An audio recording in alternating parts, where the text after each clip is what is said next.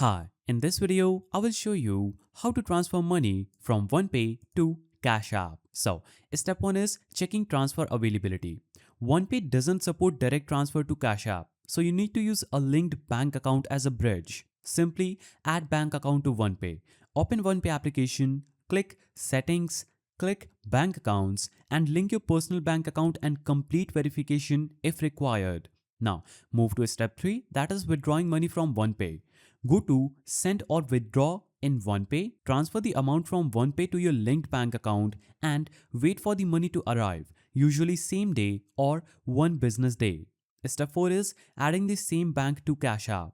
Open Cash App, click Profile, click Linked Banks and add the same bank account you used with OnePay. Step 5 is adding money to Cash App.